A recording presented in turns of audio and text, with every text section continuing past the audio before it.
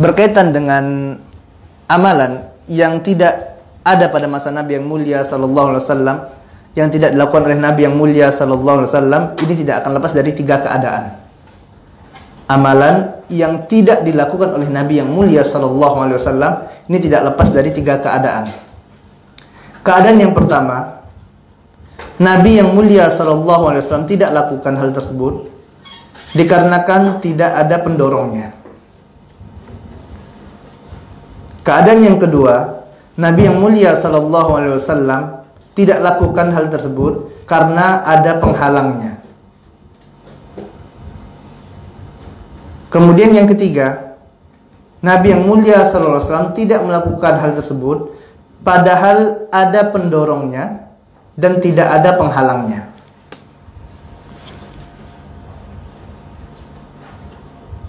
Yang pertama, Rasul yang mulia sallallahu alaihi wasallam tidak lakukan amalan tersebut. Kenapa? Karena tidak ada pendorongnya. Contoh misalnya, Nabi yang mulia sallallahu alaihi wasallam tidak pernah mengajarkan para sahabatnya ilmu nahwu. Ada enggak riwayat hadis yang mengatakan Rasul yang mulia sallallahu mengajarkan para sahabat ilmu nahwu? Ada? Tidak ada. Kenapa tidak ada? Karena para sahabat adalah orang-orang yang sudah faqih bahasa Arab, orang-orang yang sudah pintar bahasa Arab.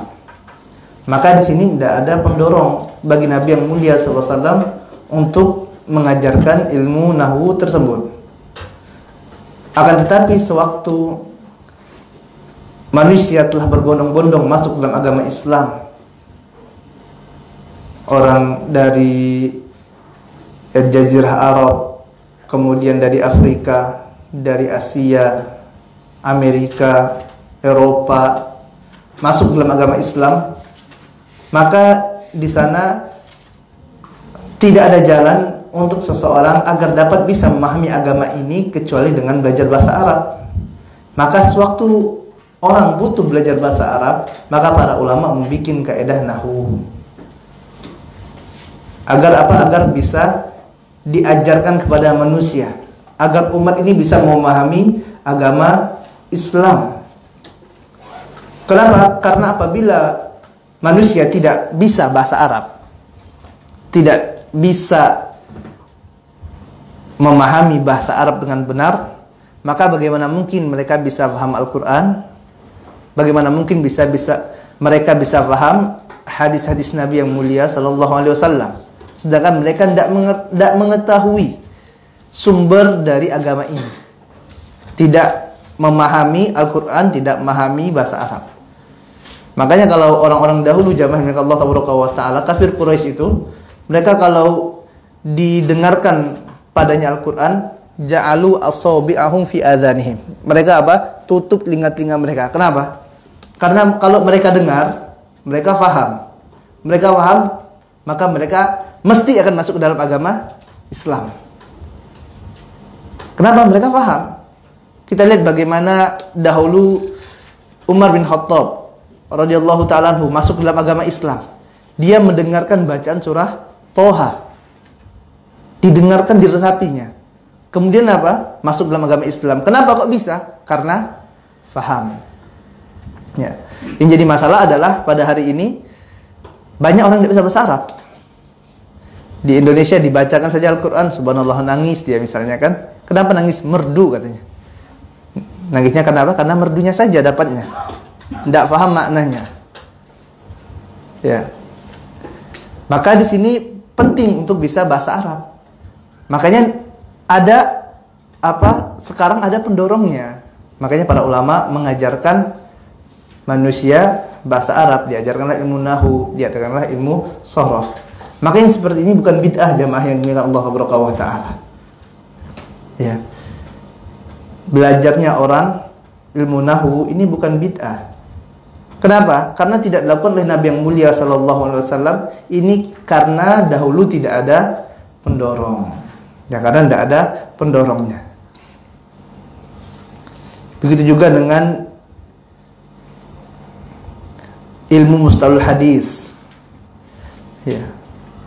ilmu yang mempelajari tentang hadis-hadis Nabi, mempelajari tentang perawi ini sikoh atau tidak, terpercaya tidak, ini pendusta atau bukan. Ini pada masa Nabi yang mulia SAW ada tidak? Ada enggak?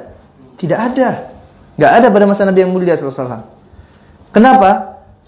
Para sahabat semuanya sikoh. Ya. Dan tidak dibutuhkan ilmu ini dahulu. Maka tidak ada pada masa Nabi yang mulia SAW. Kemudian barulah setelah berlalunya masa, ya, muncul orang-orang munafik, orang-orang yang berpura-pura masuk dalam agama Islam untuk menghancurkan agama Islam dari dalam. Maka ini dibutuhkan pengecekan terhadap para perawi hadis. Makanya muncul ilmu mustalahul hadis. Dan ini bukan bid'ah. Ya, ini bukan bid'ah. Kenapa? Karena tidak adanya pada masa Nabi yang mulia sallallahu alaihi wasallam. Apa sebabnya? Karena belum ada pendorong. Ya, tidak ada pendorongnya. Ya, inilah jamaah yang dimuliakan Allah tabaraka wa taala yang dikenal dengan maslahat mursalah. Ini bukan bid'ah, tapi menurut para ulama adalah maslahat mursalah. Atau sebagian ulama yang lainnya mengatakan yang seperti ini bid'ah, tapi bid'ah apa? Bid'ah hasanah. Ini yang pertama. Kemudian yang kedua adalah apa yang tidak dilakukan oleh Nabi yang mulia sallallahu alaihi wasallam, tidak ada pada masa Nabi yang mulia sallallahu alaihi wasallam, dikarenakan ada penghalangnya. Dikarenakan ada penghalangnya. Contohnya adalah pembukuan Al-Quranul Karim dalam menjadi satu mushaf. Pada masa Nabi yang mulia sallallahu alaihi wasallam, Al-Qur'annya tidak seperti kita sekarang ini, tapi masih berupa apa? Selembaran-selembaran. Kenapa tidak dibukukan? Ada penghalangnya. Apa penghalangnya? Wahyu masih turun. Ya, wahyu masih turun. Ya, masih di-update Al-Quran tersebut. Ya, ada lagi turun baru dari Allah Subhanahu wa taala, disampaikan oleh Nabi yang mulia sallallahu alaihi wasallam. Ya. Maka setelah penghalang ini hilang, ya, baru Al-Quran tersebut dibukukan. Kenapa dibukukan? Karena sudah hilang penghalangnya. Dan ini pun telah diisyaratkan oleh Allah Tabaraka wa Ta'ala dalam Al-Quranul Karim. Bukankah Allah Tabaraka wa Ta'ala mengatakan Alif Lam Mim, dzalikal kitabu la raiba fihi. Alif Lam Mim, inilah adalah Al-Quranul Karim, ya, kitab yang tidak ada keraguan di dalamnya. Kitab itu gimana sih? Kitab, buku. Sudah dibukukan. Dan ini tidak bertentangan dengan syariat Allah Tabaraka wa Ta'ala. Kenapa tidak ada pada masa Nabi? Karena masih ada penghalangnya. Dan ini bukan perkara yang baru, bukan bid'ah dalam agama. Akan tapi ini yang menurut sebagian para ulama dengan maslahat mursalah. Ataupun sebagian ulama mengatakan yang lainnya sebagai apa? Bid'ah hasanah. Ini loh yang mereka maksud dengan bid'ah hasanah. Seperti halnya dengan sholat tarawih yang dilakukan secara berjamaah. Sholat tarawih Nabi yang mulia SAW pernah mengerjakannya. Ya, Rasulullah mengerjakan berjamaah dengan para sahabat. Kemudian Rasulullah SAW tinggalkan. Rasulullah hendak sholat tarawih secara berjamaah. Para sahabat nunggu waktu itu. Ternyata Rasulullah hendak keluar-keluar. Kemudian dilakukan kembali pada masa Umar bin Khattab radhiyallahu ta'ala anhu. Dikumpulkan kembali para sahabat tersebut. Ya. Maka apakah mengerjakan sholat tarawih berjamaah ini termasuk bid'ah? Kita katakan ini bukan bid'ah. Kenapa? Karena pertama, Nabi yang mulia SAW tidak kerjakan karena ada penghalangnya. Apa penghalangnya? Dikatakan sendiri oleh Nabi yang mulia SAW. Rasul khawatir bahwasanya nanti ini bisa diwajibkan kepada kalian. Ini penghalangnya. Makanya Rasulullah tidak turun. Karena kalau Rasulullah turun, nanti turun wahyu dari Allah Taala, wajib sholat tarawih. Berat bagi kaum muslimin. Ya, makanya Rasulullah tidak lakukan. Ya. Akan tetapi sewaktu pada masa Umar radhiyallahu ta'ala anhu, dan ini wahyu sudah terhenti, sudah terputus. Rasulullah SAW telah meninggal dunia. Tidak mungkin lagi diperbaharui agama ini. Maka barulah dikerjakan ya pada masa Umar radhiyallahu ta'ala anhu tersebut, ya salat tarawih dengan berjamaah.